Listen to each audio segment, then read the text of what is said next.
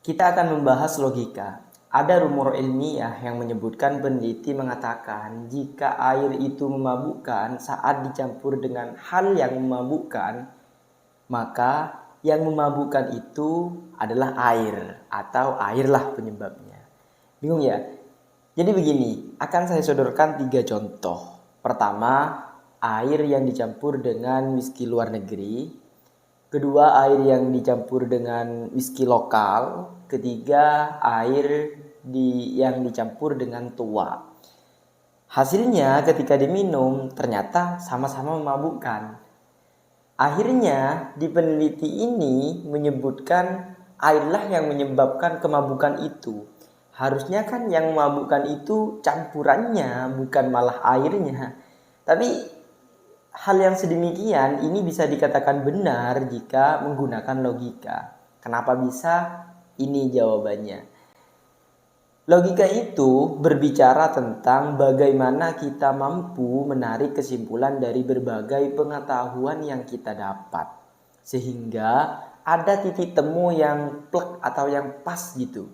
Karena logika itu adalah pengkajian pola pikir soheh atau jelas dengan cara menarik kesimpulan. Dari 3 contoh di atas, bahan yang tetap adalah air, ya kan? Dan hasilnya semua bisa membuat mabuk. Tidak salah dong menyimpulkan atau peneliti ini menyimpulkan airlah yang memabukkan. Masih belum paham? Jadi begini, kita belajar cara berpikir atau cara penarikan kesimpulan logika. Jadi cara penarikan kesimpulan logika itu ada 2. Logika induktif pertama hubungannya nanti dengan penarikan kesimpulan dari umum ke khusus.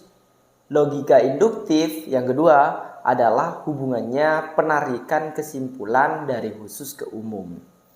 Kita membahas dari yang pertama, yaitu logika deduktif atau deduksi. Ini adalah penarikan dari umum ke khusus. Inilah yang nantinya akan menggunakan pola pikir silogisme. Mungkin kalau silogisme biasanya sudah tahu ya, karena 2 pernyataan yang disusun dari yang menyimpulkan satu kesimpulan lah. Dan pendukung dari keduanya ini adalah premis mayor dan premis minor. Contoh begini, semua hewan mempunyai mata. 1, ini premis mayornya. 2, kucing adalah hewan. Ini adalah premis minornya. Jadi dari premis mayor, premis minor ini ada sebuah kesimpulan, yaitu jadi semua kucing mempunyai mata. Penarikan kesimpulan ini benar jika premis mayor yang pertama tadi dan premis minor yang kedua tadi itu adalah benar. Jadi kesimpulannya akan menghasilkan kesimpulan yang benar. Jadi teman-teman, benar atau tidaknya penarikan kesimpulan tergantung dari premis yang mendahuluinya. Kita beralih ke penarikan kesimpulan yang kedua, yaitu induktif atau induksi atau khusus ke umum. Contoh, kita mempunyai fakta kucing punya mata, singa punya mata, gajah punya mata. Ini yang khusus ya. Lalu kita tarik ke yang umum, berarti semua binatang itu mempunyai mata. Ini juga sama sebenarnya seperti kasus air yang memabukkan di atas. Alasan konkretnya karena peneliti tidak membuat eksperimen di selain 3 di atas. Seperti contoh air dicampur dengan teh gitu.